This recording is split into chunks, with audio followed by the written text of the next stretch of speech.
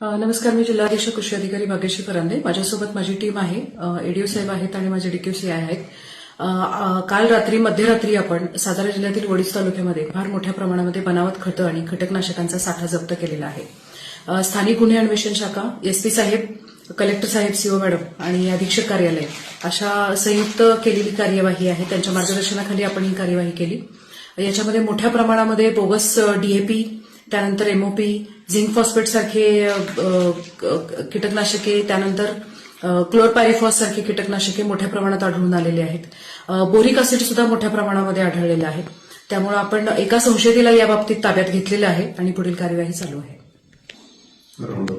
ह्या सगळ्या तपासामध्ये आपल्याला कीटकनाशकं, खतं, राऊंडअप सारखे गोष्टी सुद्धा, तणनाशकं सुद्धा सापडलेली आहेत आणि याची व्याप्ती फार मोठ्या प्रमाणात असण्याची शक्यता आहे.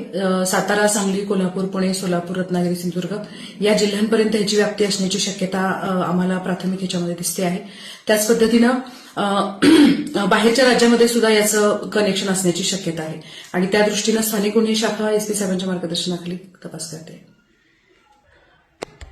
या कारवाईमध्ये आपल्याला वेगवेगळ्या कंपन्यांच्या, जसे इफको आहे, आयपीएल आहे, जुवारी आहे, अशा कंपन्यांच्या जवळजवळ 3000च्या आसपास आपल्याला प्रिंटेड बॅगा सापडलेल्या आहेत, ज्याच्यामध्ये बनावट खत पॅक करून पाठवलं जात होतं.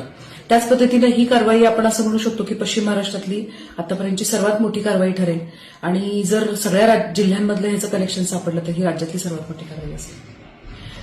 माझी सर्व शेतकरी बांधवांना या निमित्तानं विनंती आहे आणि आवाहन आहे की आपण कधीही खत खरेदी करताना ई-पॉसवर खरेदी करावं आणि त्याची प्रिंट घेऊनच खत खरेदी करावं. त्याशिवाय खत खरेदी करू नये, मग शेतकऱ्यांची फसवणूक होणार नाही. आपल्या इथं कारवाईमध्ये आपल्याला ऑर्गॅनिक मॅन्युअरच्या काही भावनगरच्या अल्ट्रा केमिकल समथिंगच्या बॅगा आढळून आलेल्या आहेत आणि त्या भावनगर गुजरातमधल्या आहेत. त्यामुळे त्या दृष्टीनं ही तपास स्थानिक गुन्हे शाखा आणि पोलीस खात्यामार्फत करण्यात येईल. त्या ज्या आता ह्या बाकीच्या ज्या रिकाम्या बॅगा आहेत आपल्या डीएपीच्या आणि ह्याच्या, तर याच्या बाबतीत तपासात गोष्टी उघड होतीलच.